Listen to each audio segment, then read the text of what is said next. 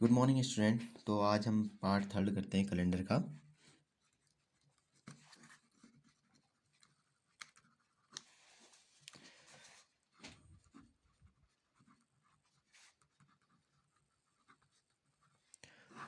अभी तक हमने देखा है कि कौन सी तारीख को कितना बार था, ये सब देखा है। अब हम कुछ आगे बढ़ते हैं ये मैं बताना चाहूँगा कि ये आज कैलेंडर की लास्ट वीडियो होगी। जितने भी टाइप के हमारे क्वेश्चन बनते हैं कैलेंडर में, यूके एसएससी और यूके पीएससी में, वो आज सारे के सारे कंप्लीट हो जाएंगे। ठीक है, तो आज का पहला क्वेश्चन है रिपीटिंग ऑफ कैलेंडर।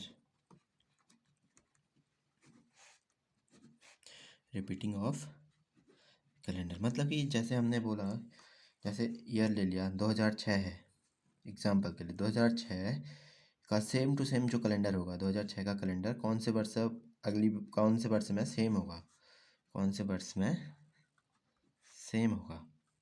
ठीक है, ऐसे 2008 का ऐसे ही पूछ देते हैं, 2010 का, कि मतलब ये अब कैलेंडर कब रिपीट होगा। ठीक, तो इसके लिए हमारी ट्रिक होती है सिंपल से।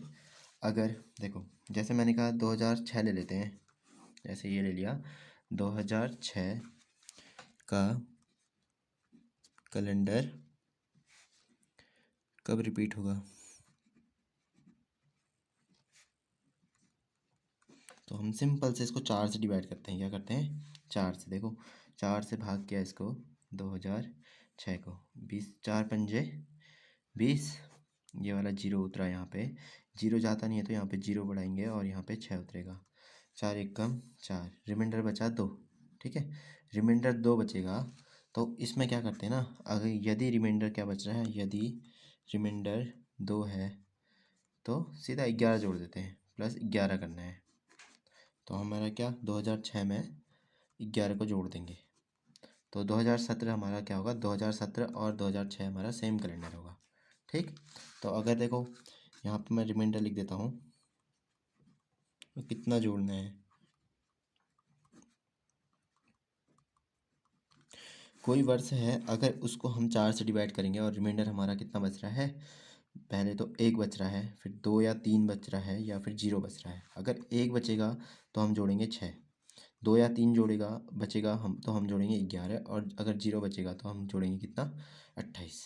ठीक, जैसे 2008 है ये, 2008 में अगर हम भाग करेंगे 4 का, तो 4 पंजे 20, जीरो और 4 दूनी 8, पूरा पूरा चले जा रहा है। रिमाइंडर क्या बच रहा है, 0 बच रहा है। रिमाइंडर कितना बच रहा है, 0।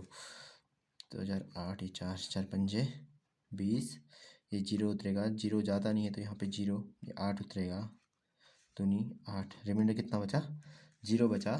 तो अगर रिमाइंडर 0 बच रहा है तो हमने क्या है, रिमाइंडर अगर 0 बच रहा है तो हमने कितना जोड़ना है, 28 जोड़ना है। तो 2008 में हम क्या जोड़ देंगे, 28 जोड़ देंगे, तो ये कितना आ जाएगा, 6, 1 ये 3, और ये 2036। 2008 और 2036 का कैलेंडर जो होगा वो सेम होगा। ठीक, ऐसे ही एक बचेगा, तो जैसे हमारा एक क्वेश्चन आया था, किस में आया था इससे पहले, कनिष्ठ था एक था, या वीडियो वीडियो का क्वेश्चन था, उसमें पूछा था कि 2009 है उसका जो कैलेंडर होगा ये कब रिपीट होगा। तो हम इसको भाग करेंगे, देखो 2009, इसमें हम 4 का भाग करेंगे, 4 पंजे 20, यहाँ पे 0 उतरेगा, ये 9 उतरेगा, 4 यहाँ पे 0, ये 0 उतारा, 0 जाता नहीं है इसलिए हमने यहाँ पे 0 उतारा, ये 4 दूनी 8, बचा कितना, एक रिमाइंडर है तो हम क्या जोड़ देंगे, 1 में 6 जोड़ेंगे, तो हमारा आंसर कितना आ जाएगा, 2009 में हम कितना जोड़ देंगे, 6 जोड़ेंगे तो 2015। ये क्वेश्चन आया हुआ है। ठीक है, PYQ है ये। ठीक, तो एक तो ये इस टाइप का क्वेश्चन हो गया, रिपीटिंग ऑफ कैलेंडर। कितना याद रखना है, बस इतना, ये टेबल याद रखनी है कि ये बस।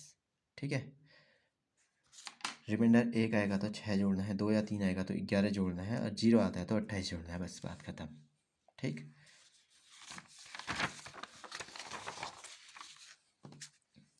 अब है देखो ना, एक आजकल पिछले 2-3 पेपरों में, 2-3 उसमें पेपरों में लगातार ये क्वेश्चन आया है। जैसे क्या है, जैसे यदि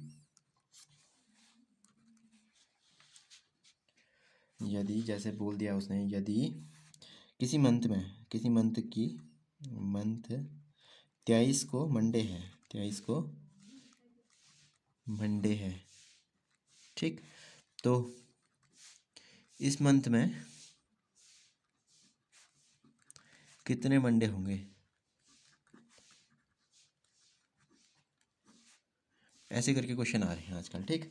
तो इसमें कुछ नहीं करना है, इससे पहले देखो इसमें वैसे क्या करना है, देखो ये 23 लिखना है हमने, देखो इससे पहले भी होंगे तो -7 करना है, ठीक। -7 क्या, पहले माइनस माइनस करना है फिर प्लस प्लस करना है। -7 क्या, तो यहाँ पे कितना आएगा हमारा, 23 में से 7 गया हमारा कितना, 18, 3 2 5 18 2 कितना, 24 17 16, ठीक। ये 16 को फिर -7 करना है, यहाँ पे आ जाएगा हमारा 9, फिर -7 करना है, फिर आ जाएगा 2। तो देखो हमारा एक मंडे ये हो गया, एक मंडे ये हो गया, एक मंडे ये हो गया, एक मंडे ये हो गया, ठीक। अब देखो ये तो माइनस करेगा ना, 23 से बाद में भी तो आएगा कुछ, यहाँ पे लिख देता हूँ मैं 23 में, 23 तारीख, फिर इसमें 7 और जोड़ेंगे तो मंडे आएगा, कितना आएगा 30। इस दिन भी क्या होगा, मंडे होगा। ये भी मंडे, ये भी मंडे, ये भी मंडे, ये भी मंडे और ये भी मंडे। कितने मंडे, 1 2 3 4 5, आंसर कितना आ गया इसका, 5 आ गया, ठीक है। ये होता कैसे है ना, देखो जैसे ये Sunday, Monday, Tuesday, Wednesday, Thursday, Friday, ये सैटरडे है।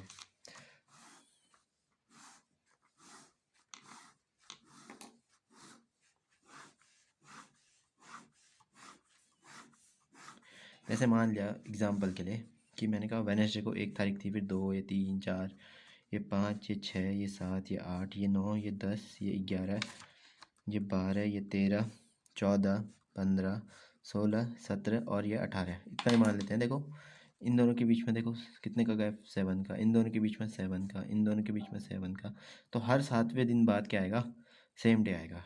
तो हम यहाँ पे सेम वही इसलिए क्या है, ठीक है। तो ये याद रखना। एक क्वेश्चन और आ रहा है, ये भी याद रखना, अभी तक उत्तराखंड में पूछा तो नहीं है लेकिन हाँ पूछ सकते हैं, बहुत इंपॉर्टेंट है।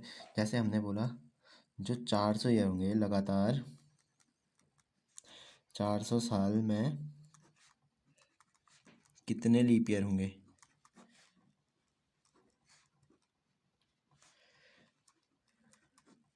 ठीक है। लीप ईयर कितने होंगे, तो देखो अगर हम मैथमेटिकली कैलकुलेट करेंगे तो देखो पहले 100 साल ले लेते हैं, फिर 100 साल ले लेते हैं, फिर 100 साल ले लेते हैं, फिर 100 साल ले लेते हैं, ठीक है। हम ऐसा करते हैं कि सीधे 400 को ही क्या कर देते हैं, 4 से भाग किया, 4 एकम 4, यहाँ पे फिर ये जीरो जीरो जो 2 जीरो थे ये ऊपर लगा दिए, मतलब 400 आएगा, क्या आएगा, 400 लीप ईयर थे ये। पर ये आंसर क्या होता है, गलत होता है, क्या होता है, गलत होता है। क्यों, क्योंकि देखो कभी भी ना अगर शताब्दी वर्ष होते हैं, क्या होते हैं, शताब्दी वर्ष होते हैं, शताब्दी वर्ष इसमें 4 से भाग नहीं करते हैं, 4 से नहीं करते हैं भाग, क्या नहीं करते हैं, 4 से शताब्दी वर्ष में भाग नहीं करते, क्योंकि जो 100 होता है या फिर इसमें भाग करते हैं सीधा 40 से। जो 100 होता है, ये 100 कभी भी हमारा क्या होता है, लीप ईयर नहीं होता है, ना 200 होता है, ना 300 होता है, ठीक। जब कभी भी शताब्दी वर्ष होंगे मतलब कि जैसे 1100 1200 1300 ऐसे करके ना, इनमें 40 से भाग करना होता है, क्या होता है, लीप ईयर चेक करने के लिए 40 से भाग करना पड़ता है। तो पहले के 100 ईयर में कितने होंगे हमारे, देखो पहले के 100 में कितने होंगे फिर, जैसे 25 आता, जैसे मैंने यहाँ पे लिखा, देखो देखो 400 में कितने आ रहे थे, सिंपल से देखो 400 में मैंने 4 से भाग किया तो ये हमारा आया था कितना, 100 बार जाएगा 400, तो हमारा ये 100 लीप ईयर। लेकिन ये क्या होगा, गलत होगा। क्यों गलत होगा, क्योंकि पहले 100 वाले में देखो 100 आएगा, फिर 200 आएगा, फिर ये 300 आएगा, फिर ये 400 आएगा, इसमें लीप ईयर नहीं होगा, मतलब इसमें 25 होते तो 24 ही होंगे। इसमें लीप ईयर नहीं होगा, इसमें भी 25 होते तो इसमें भी 24 होंगे। इसमें भी लीप ईयर नहीं होगा तो ये भी 24 होंगे। इसमें क्या होगा, 400 इसको 40 से भाग करेंगे तो इसमें मतलब लीप ईयर है तो ये 25 होंगे, ठीक है।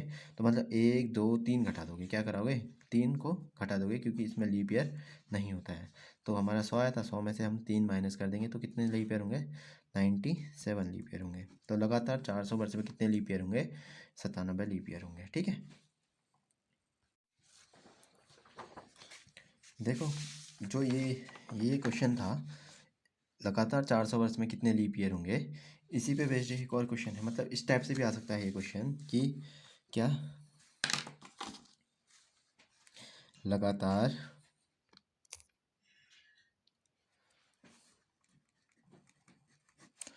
400 वर्ष में 29 तारीख कितनी बार आएगी,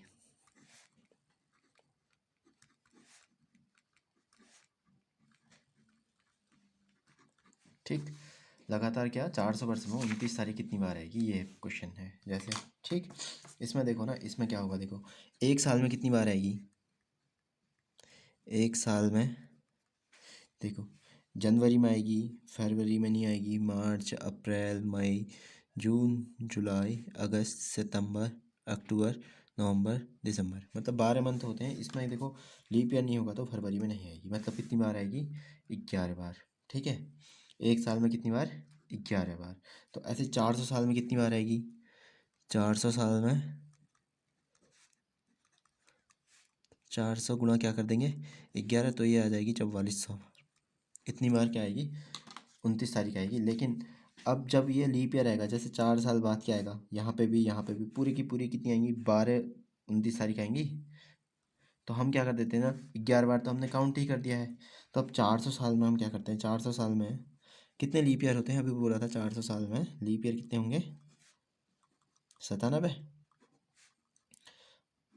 जब जब लीप ईयर होंगे तो मतलब उस दिन क्या होगी, 29 तारीख भी आएगी, 29 फरवरी। तो 97 बार क्या आ जाएगा, 29 तारीख आएगी। तो हम इसमें क्या कर देंगे, तो टोटल कितना आ जाएगा आंसर, जो 4400 आया था हमारा, इसमें हम 97 और ऐड कर देंगे, तो आंसर आ जाएगा 4497 बार। इतनी बार हमारा क्या आएगा, 29 फरवरी आएगी। ठीक, तो ये कैलेंडर के सारे, मेरे को लगता है कि कैलेंडर के जितने भी यूकेएससी और यूकेपीएससी में जिस टाइप के क्वेश्चन आते हैं वो आज कंप्लीट हो गया है। इसमें अब क्या करूँगा ना मैं, जो अब देखो इसमें हमारे सारे के सारे क्वेश्चन कंप्लीट हो गए हैं। अब मैं क्या करूँगा, जितने भी यूकेएसएससी या फिर यूकेपीएससी में जो भी इन दो एग्ज़ाम में ना जो पीवाई के क्वेश्चन होंगे उसकी प्रैक्टिस करवा दूंगा, और उससे रिलेटेड कुछ क्वेश्चन और एक्स्ट्रा प्रैक्टिस करा दूंगा। इस पूरे की एक ही वीडियो आएगी, क्या आएगी, एक वीडियो आएगी, आप चाहो तो प्रैक्टिस कर सकते हो। ठीक है, थैंक यू।